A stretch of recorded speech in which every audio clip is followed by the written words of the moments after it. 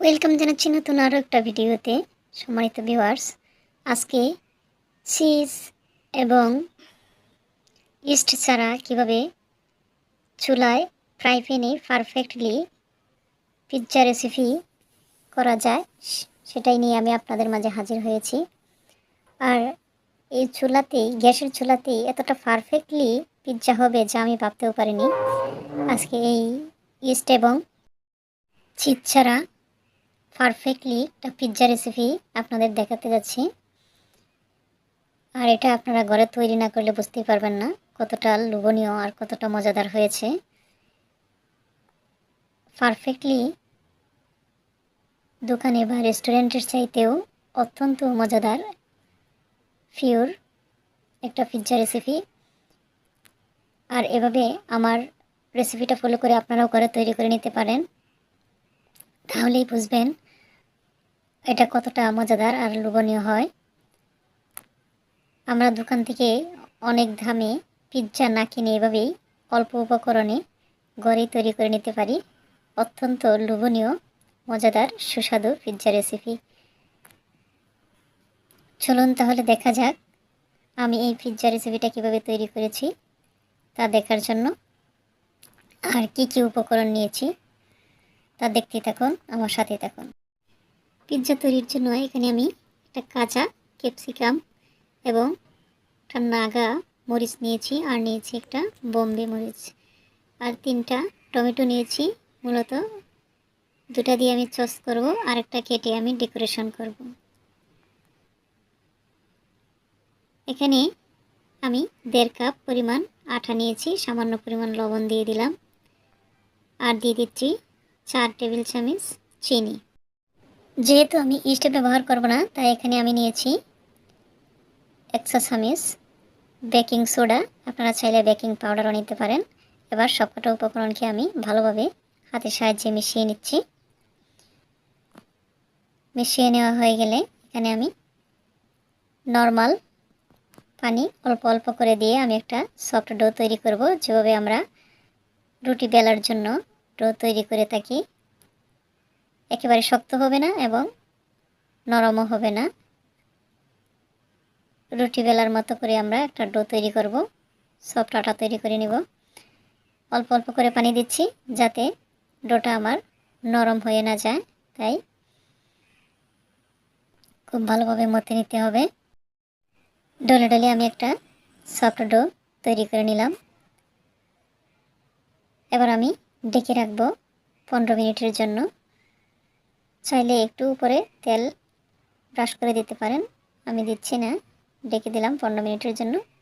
আর এদিকে আমি ক্যাপসিকামটাকে এভাবে সুন্দর করে স্লাইড করে করে হালকা করে কেটে নিয়েছি, আর একটা টমেটোকেও আমি এভাবে চাকচাক করে কেটে নিয়েছি, আর কিছু টমেটো এবং ক্যাপসিকামকে কুচি কুচি করে কেটে নিলাম।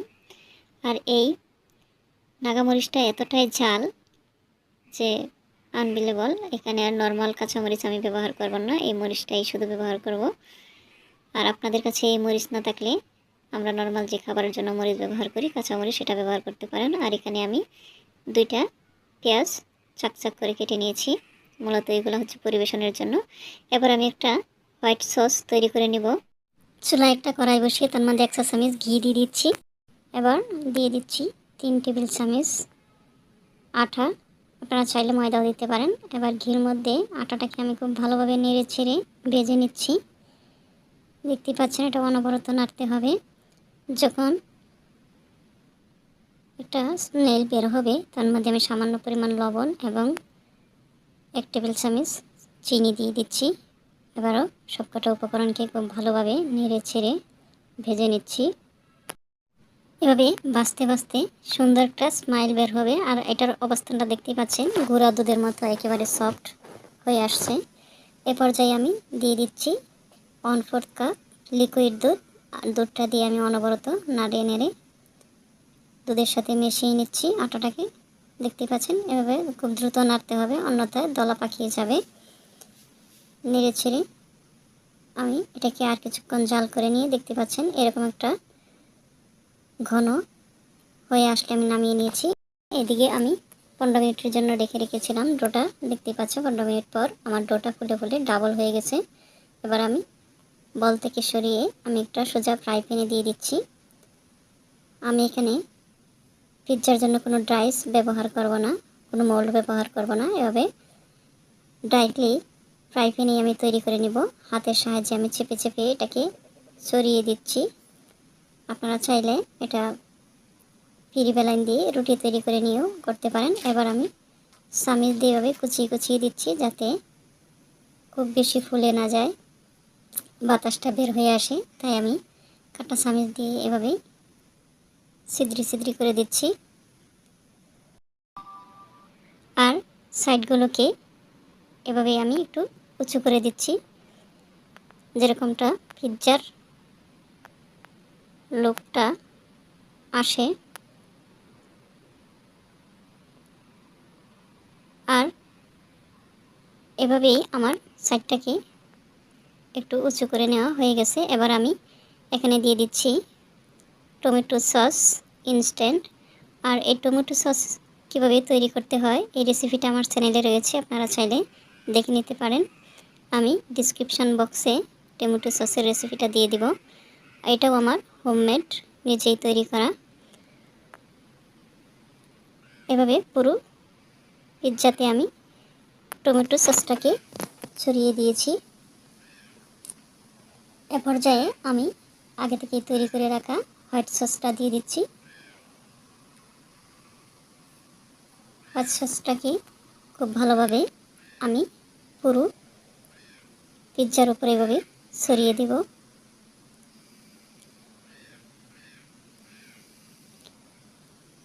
ঘরেই আপনারা এভাবে তৈরি করে নিতে পারেন। এবার আমি স্লাইস করে কেটে রাখা মিষ্টি মরিচ অর্থাৎ ক্যাপসিকামগুলো দিয়ে দিচ্ছি। তারপর এরই উপরে আমি স্লাইড করে কেটে রাখা টমেটোগুলোও দিয়ে দিচ্ছি। এভাবে সাজিয়ে পরিবেশন করে নিচ্ছি। আপনারা আপনাদের মতো করে সাজিয়ে নেবেন যখন ঘরে তৈরি করবেন।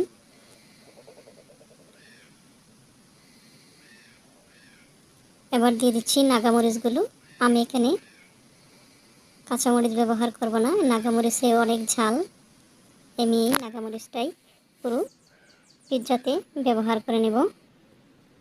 ফাঁকে ফাঁকে আমি আরও কিছু টমেটোর অংশ ছিল, ওইগুলো দিয়ে দিচ্ছি।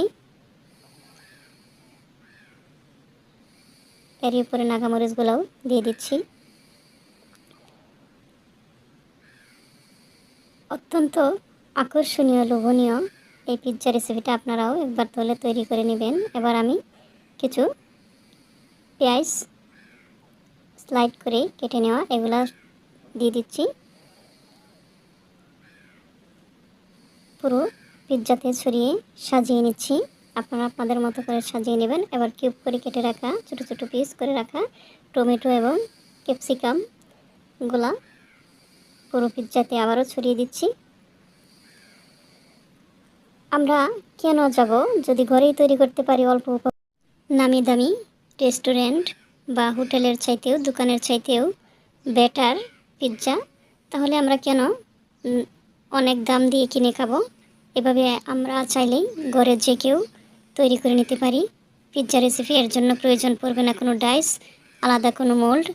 এবার কিছু ধনে এবং পুদিনা পাতা কুচি করা উপরে ছড়িয়ে দিচ্ছি। এটা অপশনাল, আপনারা চাইলে করতেও পারেন অথবা নাও দিতে পারেন। আর ঘরে আমরা যখন তৈরি করে খাবো এই জিনিসটা অত্যন্ত পিওর এবং খাঁটি হবে। এবার কিছুটা পেঁয়াজের কুচি উপর থেকে ছড়িয়ে দিচ্ছি। অনেকগুলো সবজি দিয়েছি, এবার তার মধ্যে কিছুটা বিট লবণ ছড়িয়ে দিচ্ছি। আর দিয়ে দিচ্ছি 1 চিমটি গোলমরিচের গুঁড়ি পুরো পিৎজার উপরে ছড়িয়ে দিলাম। সবজিগুলো যেন খাইতে টেস্টি হয় এবং লবণ মরিচের স্বাদটা পাওয়া যায়। এবার ডেকে দিব 40 মিনিটের জন্য। আমি ডেকে দিয়ে ফুল আছে 2 মিনিট জাল করে ফ্রাই প্যানটাকে গরম করে নিয়ে তারপরে আমি লতে রেখে 40 মিনিট জাল করে ফিরে আসছি। দেখতে পাচ্ছেন পিৎজাটা আমার হয়ে গেছে।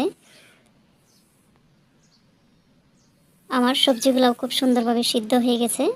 আর পিৎজাটা ফুলে ফুলে কতটা লোভনীয় হয়েছে আমি একটু দেখাচ্ছি। আমি কাঁটা চামচের সাহায্যে সাইড থেকে একটু উঠিয়ে দেখাচ্ছি। দেখতেই পাচ্ছেন আমার পুরো পিৎজাটা কত সুন্দরভাবে উঠে আসতেছে। একবারে পারফেক্টলি হয়ে গেল আমার পিৎজা রেসিপি। এভাবে চাইলে আপনারাও ঘরে তৈরি করে নিতে পারেন। খুব অল্প সময়ে অল্প উপকরণে একেবারে আকর্ষণীয় রেস্টুরেন্ট বা হোটেল দোকানের চাইতেও মজাদার লোভনীয় পিৎজা রেসিপি। আজকের এই রেসিপিটা যদি আপনাদের কাছে ভালো লেগে থাকে তাহলে অবশ্যই আমার চ্যানেলটাকে লাইক কমেন্ট ও শেয়ার করবেন এবং নতুন ভিউয়ার্সরা সাবস্ক্রাইব করে আমার সাথেই থাকবেন আর পেজটাকে ফলো দিয়ে রাখবেন। এতে নতুন ভিডিও আপলোড দেওয়ার উৎসাহ পাবো। আমি একটু কেটে দেখাচ্ছি এটা কতটা লোভনীয়, কতটা সুন্দর আকর্ষণীয় অ্যাট্রাকটিভ হয়েছে।